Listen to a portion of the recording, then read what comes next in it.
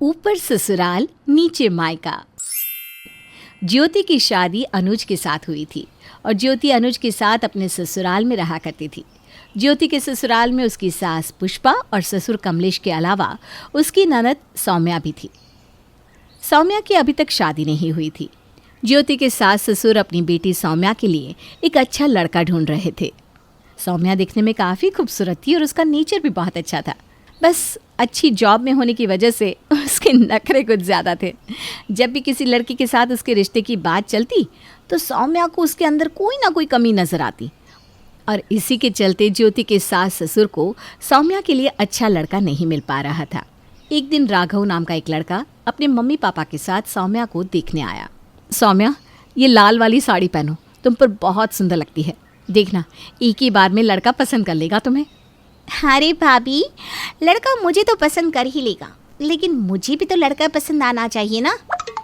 देखो सौम्या, इस बार जो रिश्ता हमने तुम्हारे लिए देखा है ना, वो बहुत अच्छा है। लड़के का नेचर बहुत अच्छा है, जॉब बहुत अच्छी है और वो दिखने में भी काफ़ी हैंडसम है।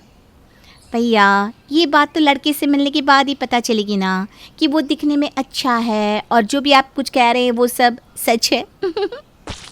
कुछ देर बाद लड़का उनके घर आता है। यह हमारी बेटी सौम्या है, तुम इससे बात कर लो बेटा।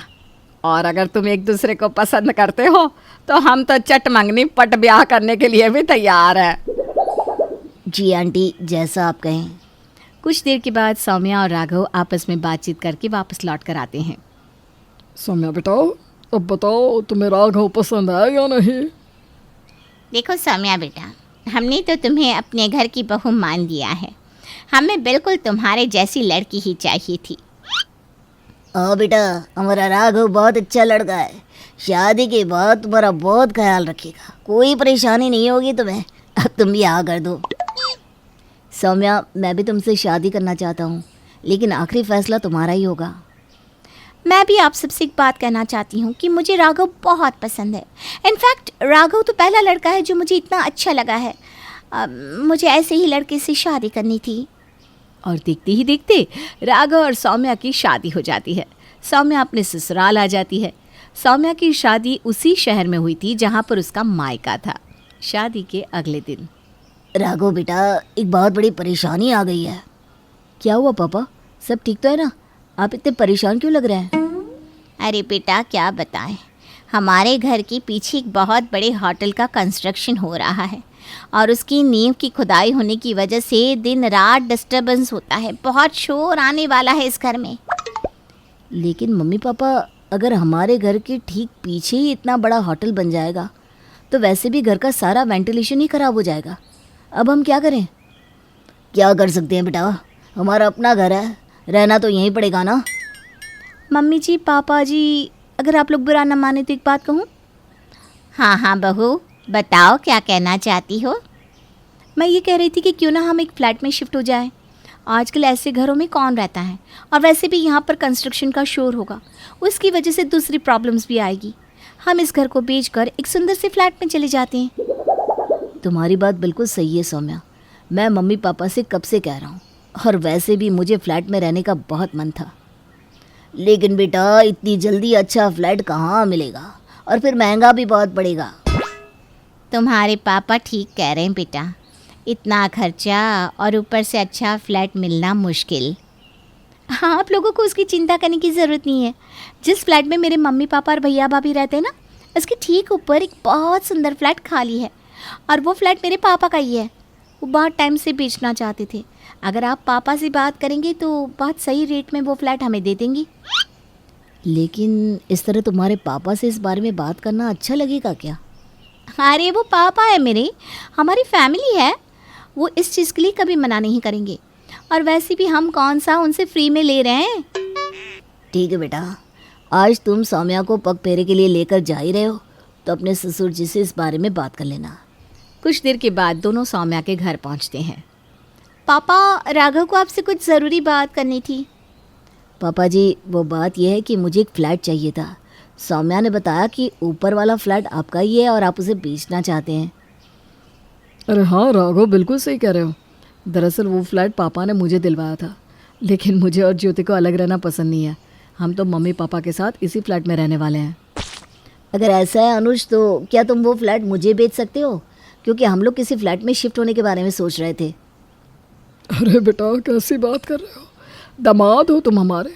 एक काम करो, कल ही अपने मम्मी पापा को लेकर ऊपर वाले फ्लैट में शिफ्ट हो जाओ। नहीं पापा जी, पहले आप ये बताइए कि वो फ्लैट मुझे कितने में बेचेंगे, क्योंकि मैं इस तरह बिना पैसों के उस फ्लैट में आकर नहीं रह सकता। देखो राघव, सौम्या मेरी इकलौती बहन है और पापा की इकलौती बेटी। हमने वैसे भी वो फ्लैट उसके लिए ही लेकर रखा था, उसकी शादी का तोहफा समझकर। सोचा था जब ज़रूरत होगी तब उसे शिफ्ट कर देंगे। अनुज ठीक कह रहे हैं। मैं हमेशा से ये चाहती थी कि ये फ्लैट सौम्या दीदी को मिल जाए, लेकिन फिर लगा कि उनका अपना ससुराल है तो ये उनके काम नहीं आएगा, इसीलिए हम लोग एक सही मौके का इंतज़ार कर रहे थे। लेकिन मैं इस तरह से ये फ्लैट नहीं ले सकता। देखो राघव, इस फ्लैट को सौम्या के भाई की तरफ से गिफ्ट समझ कर रख लो और कल ही यहाँ पर शिफ्ट हो जाओ, समझे? अब इससे ज़्यादा कुछ भी कहने और सुनने की ज़रूरत नहीं है। राघव और सौम्या खुशी खुशी अपने घर लौट आते हैं और ये बात राघव अपने मम्मी पापा को बता देता है। लेकिन अगले ही पल राघव को महसूस होता है कि उसकी माँ के चेहरे के एक्सप्रेशंस कुछ बदले हुए नज़र आ रहे थे। क्या हुआ मम्मी? अब तो सारी प्रॉब्लम सॉल्व हो गई है, अब आप क्यों परेशान हैं? बेटा, घर का इंतज़ाम तो हो गया, लेकिन मुझे इस बात की चिंता है कि अगर हम वहाँ पर रहने लगे तो सौम्या बहू अपने ससुराल में रहेगी या मायके में? अरे मम्मी जी, मैं तो आप लोगों के साथ ही रहूँगी ना। ऊपर ससुराल रहेगा और नीचे मायका। इसी बात का तो डर है बहू, ये ऊपर नीचे के चक्कर में ज़िंदगी ऊपर नीचे ना हो जाए। अभी तक तो सब कुछ ठीक लग रहा था, लेकिन कहानी में मोड़ तब आया जब राघव सच में सौम्या और अपने मम्मी पापा को लेकर सौम्या के मायके के ऊपर वाले घर में शिफ्ट हो गया। और उसके बाद शुरू हुआ असली ड्रामा। राघव सौम्या और अपने परिवार को लेकर सौम्या के मायके के ऊपर वाले फ्लैट में शिफ्ट तो हो गया था, लेकिन उसे ये नहीं पता था कि ज़िंदगी की असली जंग अब शुरू होने वाली थी। शिफ्ट होने के कुछ दिनों के बाद सौम्या के मायके में।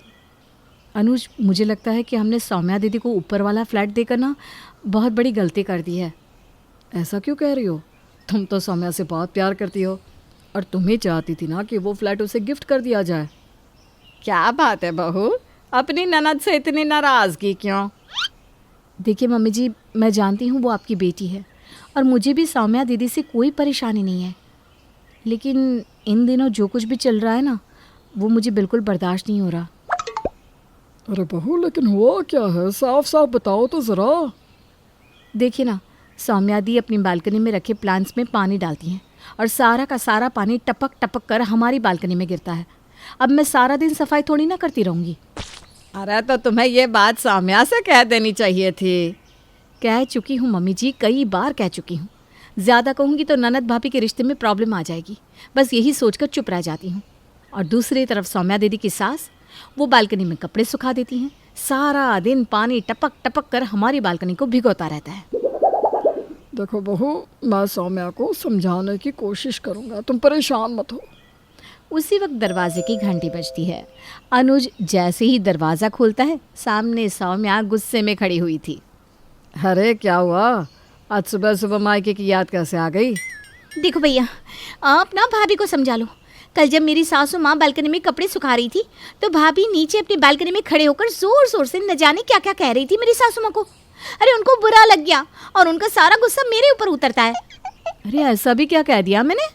ज़रा सा तेज़ आवाज़ में यही तो कहा था कि कपड़े सुखाने से पहले देख लेना चाहिए, आसपास और भी लोग रहते हैं। भाभी, मेरी सास को बुरा लगने के लिए इतना काफ़ी है, और आपको इस तरह उन्हें इनडायरेक्टली बातें सुनाने की क्या ज़रूरत थी? अगर कोई बात थी तो आप मुझे कह देती। कितनी बार तो आपसे कहा था, लेकिन आपने मेरी एक ना सुनी। अच्छा अच्छा, ठीक है, इस तरह आपस में झगड़ो मत। देखो, हम दोनों एक ही परिवार है और ऐसा तो चलता रहता है। किसी तरह सौम्या को समझा बुझाकर वापस भेज दिया जाता है। कुछ दिनों के बाद रात के वक्त सौम्या के घर पार्टी चल रही थी और घर में आए हुए गेस्ट डांस कर रहे थे, जिसकी वजह से ज्योति को अपने बेडरूम में काफ़ी डिस्टर्बेंस हो रहा था। अनुज उठिए ना, क्या खर्राटे मार के सो रहे हैं आप? अरे क्या हुआ ज्योति? अरे क्या हुआ?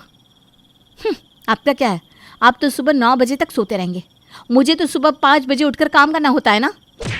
अरे तो तुम भी सो जाओ ना, मैंने तुम्हें सोने से मना किया है क्या?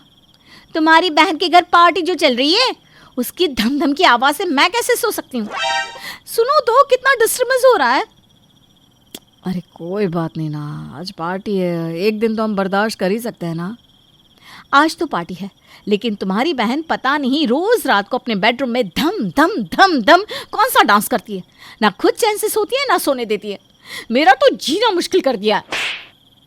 लगता है ये ऊपर ससुराल नीचे मायका वाकई में जिंदगी को ऊपर नीचे करके रख देगा। चलो सो जाओ, अभी तो सो जाओ। दोनों ही परिवार रोज रोज की चिक चिक से परेशान होने लगे थे, लेकिन अब कर भी क्या सकते थे। कुछ दिनों के बाद सौम्या फिर से अपने मायके आती है। देखो मम्मी, अब ना भाभी को समझा दो। अरे लेकिन अब क्या हुआ है? भाभी की वजह से ना हम लोग बहुत परेशान हैं। परेशान मेरी वजह से आप नहीं, आपकी वजह से हम हैं। कभी आप पार्टी करती हैं, कभी बालकनी का पानी हमारी बालकनी में गिराती हैं। अब आपको हमारी वजह से क्या प्रॉब्लम हो गई? भाभी ये जो आप प्याज लहसुन का तड़का लगा लगा कर किचन की खिड़की खुली छोड़ती है ना, सारी खुशबू हमारे किचन में आती है। आप प्याज लहसुन खाती है, मेरे ससुराल वाले नहीं खाते। ये मत भूलो सौम्या, कुछ दिन पहले तुम भी इसी घर में रहा करती थी। लेकिन अब तो नहीं रहती ना, अब वो मेरा ससुराल है। उन लोगों को ये आपकी प्याज लहसुन की खुशबू बिल्कुल बर्दाश्त नहीं होती।